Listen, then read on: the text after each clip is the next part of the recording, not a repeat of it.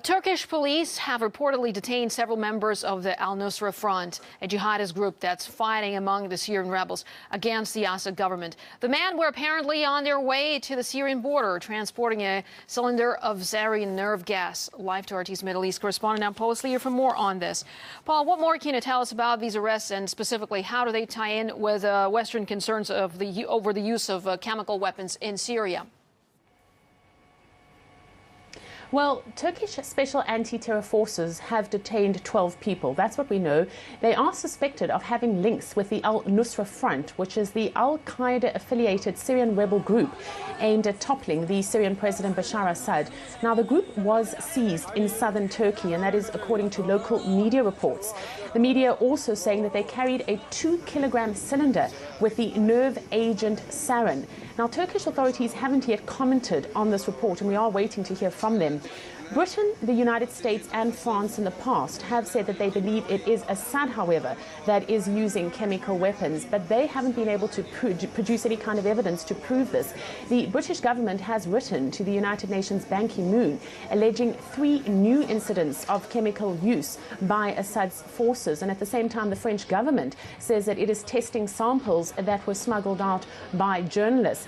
But all of this is hearsay at the moment, whereas on the other hand we have, and here what we're seeing is fighters from the al-Nusra Front allied with the Syrian rebels caught with the sarin nerve agent gas. It is important also to point out and remind our viewers that the United Nations in the past launched an independent investigation, and that did conclude that there are signs that the rebels have been using this sarin nerve agent. Now, Damascus is supportive of an investigation, but not one that will lead to an Iraqi type of scenario.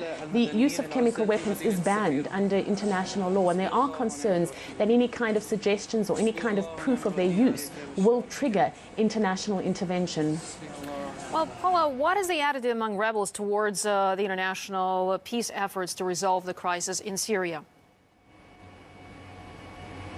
The Syrian National Coalition has said that it will not take part in US-Russia-sponsored talks that are scheduled to take place in Geneva next month. The condition that they have for participating is that Iran and Hezbollah renounce all involvement in the Syrian conflict, and only if they do they say that they will attend those talks.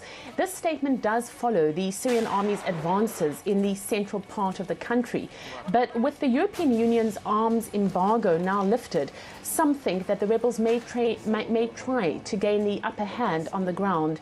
Now, all of this is happening while the first batch of Russian anti-aircraft missiles arrives in Syria. Now, that's according to the Syrian President Bashar Assad. He announced it while speaking on a Hezbollah television network. Moscow has said that it will continue to supply air defense missiles, calling it a balance designed to deter foreign intervention in Syria. The US, of course, is against this sale, and Israel has said that it will act to, quote the Israeli defense minister, to prevent the S-300 missiles from becoming operational on Syrian soil. The minister saying that if the missiles reach Syria, Israel, to quote him, will know what to do. All right, Paul, thanks very much indeed for this update. RT's Middle East correspondent Paul is there.